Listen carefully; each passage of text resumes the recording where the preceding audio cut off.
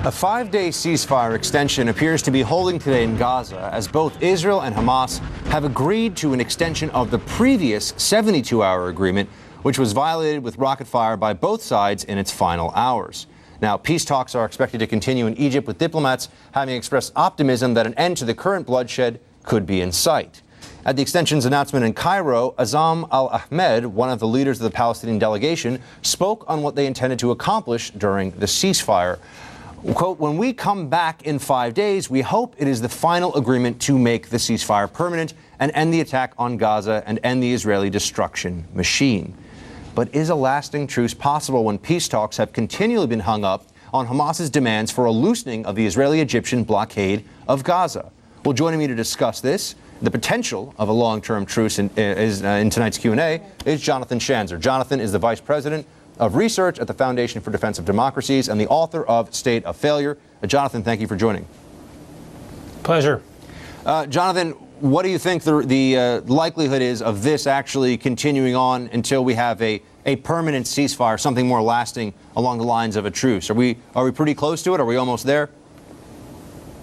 Look, we continue to hear optimism. We continue to hear that there's progress being made, but the demands, I think, may fall short of what we ultimately see.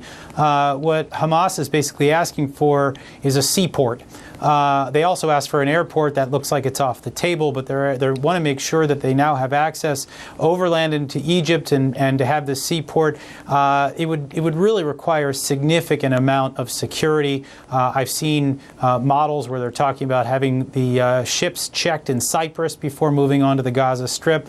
But look, the Israelis are still concerned over one major issue, and that is that no matter what kind of deal could be struck, Hamas is still going to maintain its military capabilities, and more importantly, it's still going to have in its charter that it seeks the destruction of the state of Israel. Is the non-negotiable here, it seems, for both sides? For the Israelis, Hamas has to demilitarize, and for Hamas, that's just completely no matter what the Israelis say, off the table? Is that the primary sticking point? It seems like on the issue of loosening some of the blockade, for example, there's negotiating room there, but Hamas giving up its guns, are they just not going to do that?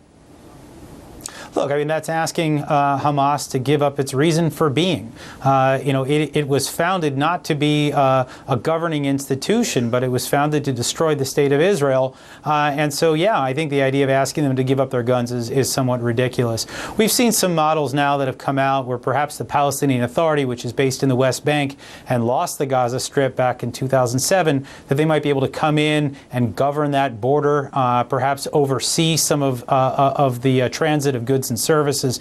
But even then, what it would essentially do is allow for Hamas to maintain what I would call the Hezbollah model, which is a terrorist organization that exists outside of the arm of the central authority government. And that's a recipe for continued bloodshed. Even if this current round of negotiations, Jonathan, even if this is successful and there is a truce, is there any reason to believe, based upon the realities on the ground, the fact that Hamas is still going to have some arms and is probably going to try to replenish them as soon as possible, any reason to believe that we aren't just going to be back at this very place with Israel having to fight against Hamas and this violence continuing on in the relatively near future? Is there something different about this time?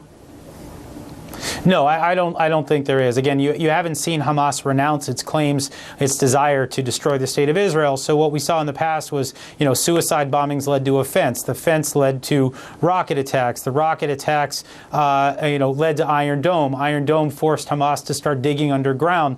Now that it looks like these tunnels are destroyed, we'll look for some other new tactic that Hamas embraces to attack Israel.